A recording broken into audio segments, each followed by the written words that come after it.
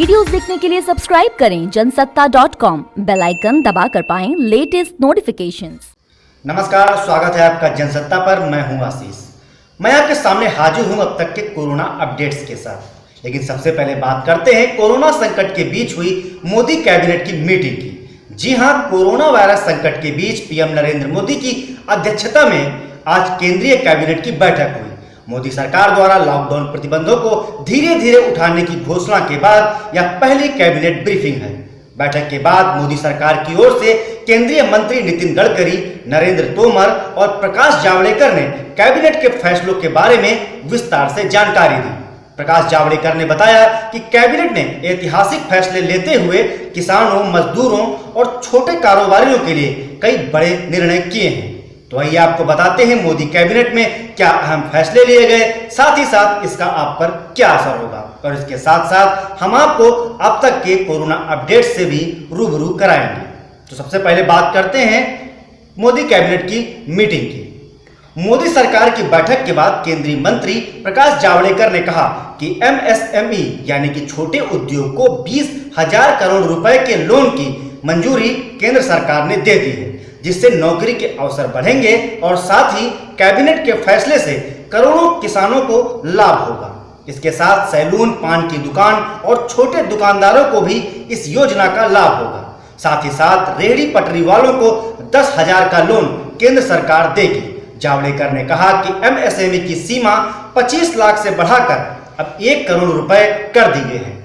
इसका मतलब कि मोदी सरकार ने एमएसएमई की परिभाषा को भी संशोधित किया है। केंद्रीय मंत्री ने कहा कि शायद आज भारत के इतिहास में ऐसा पहली बार हुआ है, शहरी और ग्रामीण क्षेत्रों के रेहड़ी पटरी वालों को लोन देने के लिए कोई योजना केंद्र सरकार लेकर आई है। इस स्कीम का नाम आत्मनिर्भर स्कीम होगा। और इसके साथ ही उन्होंने यह भी कहा कि रेहड़ी पटरी वालों को जो लोन दिया जाएगा उसकी गारंटी खुद सरकार लेगी। उन्होंने कहा कि इस योजना में पारदर्शिता के लिए पोर्टल और मोबाइल ऐप भी तैयार किए जाएंगे। वहीं किसानों की बात करते हुए केंद्रीय मंत्री नरेंद्र सिंह तोमर ने कहा कि न्यूनतम समर्थन मूल्य यानी कि एमएसपी में बढ़ोतरी की गई है। मक्का के समर्थन मूल्य में 53% की बढ़ोतरी केंद्र सरकार ने की है। तुअर और मूंग में भी 58% की बढ़ोतरी की गई है। तोमर ने कहा कि 14 फसलें ऐसी हैं जिसमें किसानों को 50 से 83% तक ज्यादा एमएसपी दिया जाएगा। उन्होंने यह भी कहा कि 93 लाख मीट्रिक टन धान अब तक खरीदा जा चुका है। न्यूनतम समर्थन मूल्य कुल लागत का 1.5 गुना ज्यादा रखने का वादा सरकार पूरा कर रही है। साथ ही उन्होंने बताया कि खेती और उससे जुड़े काम के लिए 3 लाख तक के छोटे समय के कर्ज के भुगतान की तारीख 31 अगस्त 2020 तक बढ़ा दी गई है। ब्याज छूट योजना 31 अगस्त तक रहेगी।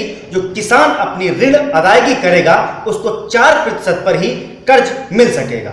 उधर केंद्रीय मंत्री नितिन गडकरी ने भी एमएसएमई को लेकर बड़े ऐलान किए। उन्होंने कहा कि एमएसएमई सेक्टर में प्लांट और मशीनरी में निवेश 50 करोड़ होगा और टर्नओवर 100 करोड़ की जगह 250 करोड़ किया जाएगा। एक्सपोर्ट के टर्नओवर को इस सेक्टर में नहीं जोड़ा जाएगा। अब बात कर लेते हैं देश में बढ़ते कोरोना के कहर की। भारत में पिछले 24 घंटों में 8,392 कोरोना के नए मामले सामने आए और 230 मौतें हुई हैं। देश में अब कुल मामलों की संख्या 1,90,535 तक पहुंच चुकी है, जिसमें 93,322 सक्रिय मामले हैं। 91,819 ठीक हो चुके हैं, जबकि 5,394 लोगों की मौत हो चुकी है।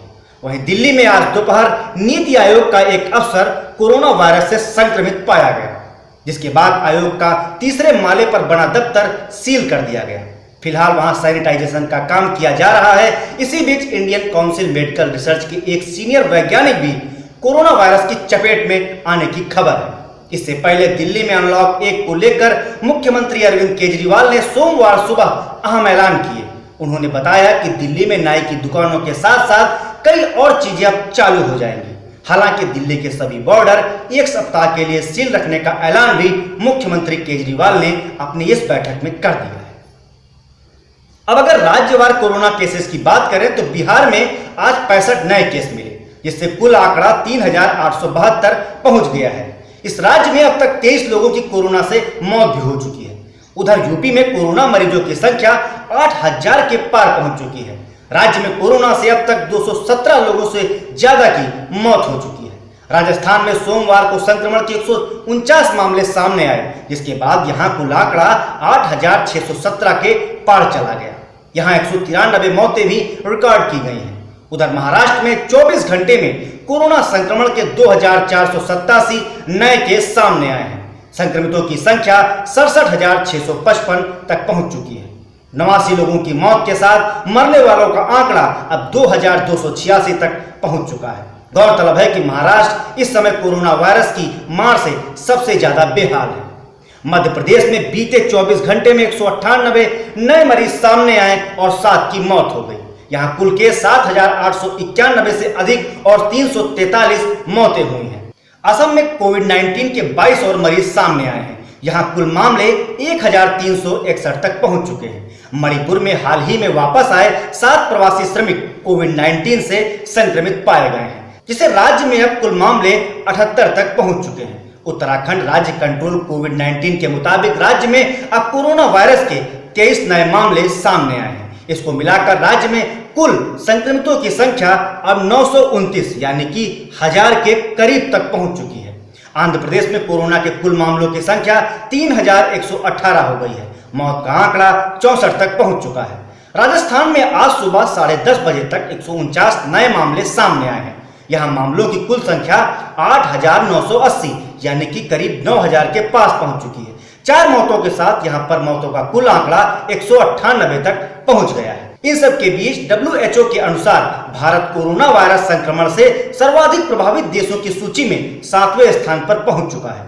WHO ट्रैकर के अनुसार रविवार रात 10:30 बजे तक दुनिया भर में संक्रमण के 59,34,936 मामले आ चुके हैं, जिसमें से 3,67,166 लोगों की कोरोना वायरस संक्रमण से मौत भी हो चुकी है। बात अगर विश्व की करें तो अमेरिका में कोरोना की महामारी से अब तक सर्वाधिक 17,90,172 लोग प्रभावित हो चुके हैं, जबकि 1,04,381 लोग अपनी जान गंवा चुके हैं। वहीं ब्राजील में संक्रमितों की संख्या दिन पर दिन तेजी से बढ़ रही है। यहां 5 लाख से अधिक लोग संक्रमित हो चुके हैं, जबकि 5,14,849 संक्रमितों में से 29,314 लोगों की मौत भी हो चुकी है। ब्रिटेन में भी इसके संक्रमण के कारण वहां के हालात काफी खराब हैं। यहां अब तक इस महामारी से 2,76,156 लोग संक्रमित हो चुके हैं, जबकि 38,000 से ज्यादा लोग अपनी जान गंवा चुके हैं। इसके अलावा इटली, फ्रांस, स्पेन, रूस, जर्मनी जैसे देशों में भी कोरोना का कहर बदस्तूर जारी है। तो ये थे अब तक के कोरोना अपडेट्स। देश और दुनिया से जुड़ी बाकी की खबरों के लिए बने रहें आप जनसत्ता के साथ। नमस्कार।